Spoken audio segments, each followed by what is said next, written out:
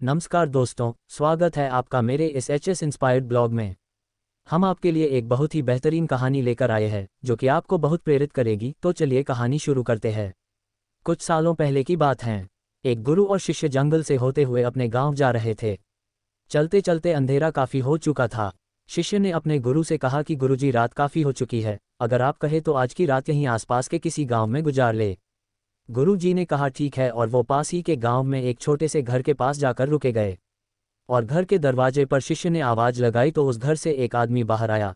तभी गुरु जी ने बोला, हम अपने गांव जा रहे थे, लेकिन काफ़ी रात होने की वजह से हमने इसी गांव में रुकने को सोचा है, क्या आज रात हम आपके यहाँ रुक सकते हैं?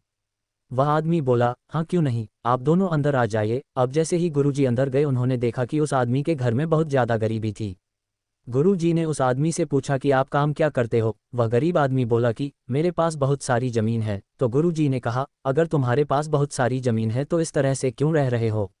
वह आदमी बोला, यह ज़मीन किसी काम की नहीं है। गांव वाले बोलते हैं कि ये बंजर ज़मीन है, यहाँ पर कुछ भी नहीं उगाया जा सकता है और वहाँ पर फसल उगाना बहुत बड़ी बेवकूफ़ी है।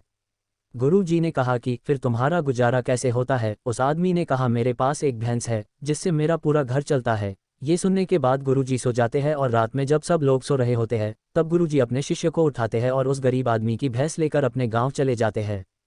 तो शिष्य ने अपने गुरु से पूछा, हे गुरुजी, कहीं आप ये गलत तो नहीं कर रहे हैं? उस गरीब आदमी की रोजी रोटी इसी भैंस की वजह से चलती है। गुरुजी ने कुछ नहीं कहा और अपने शिष्य की तरफ मुस्कुराते हुए आगे बढ़ जाते हैं।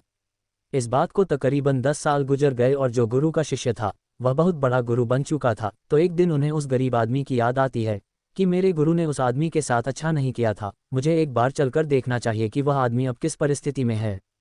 वह शिष्य उस गांव की तरफ जाता है और वहां जैसे ही पहुंचता है तो वह देखता है कि जहां पर उस गरीब आदमी का झोपड़ा था वहां पर अब एक बड़ा ही आलीशान महल बन चुका है और उस झोपड़ी के बाहर जो बंजर जमीन थी उस पर फल और फूलों के बगीचे लगे हुए थे।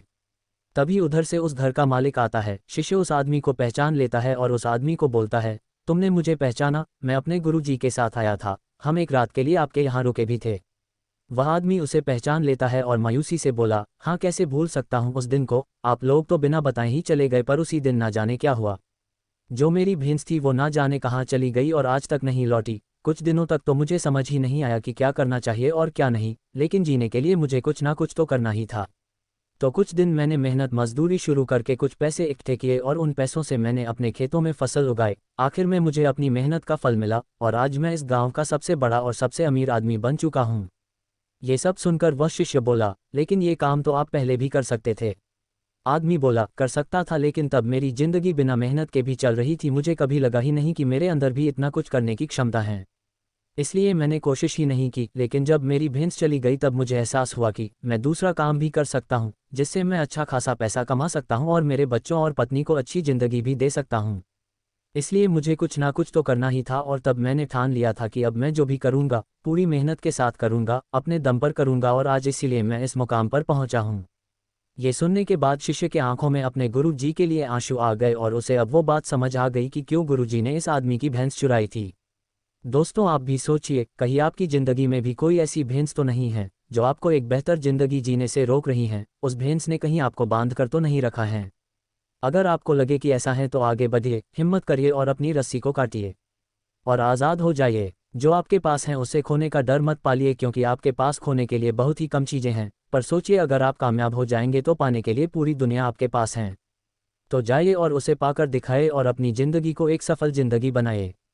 निष्कर्ष दोस्तों, इस कहानी से हमें ये सीख मिलती है कि हमारे अंदर ऐसे बहुत से टैलेंट छुपे हुए हैं, लेकिन हमें कोई ना कोई चीज़ रोके रखती है, और वो चीज़ें आपके परिवार वाले भी हो सकते हैं, आपकी जॉब भी हो सकती है, मतलब कुछ भी हो सकता है। तो देखिए, आपके पास भी तो भैंस की जैसी कोई दूसरी चीज़ तो नहीं है जिसने आपको आगे बढ़ने से रोक कर रखा है। फ्रेंड्स, आपको यह मोटिवेशनल ट्रू स्टोरी कैसी लगी हमें कमेंट करके ज़रूर बताएं और इस वीडियो को अपने दोस्तों के साथ ज़रूर शेयर करें ताकि उन लोगों को भी मोटिवेशन मिल सके।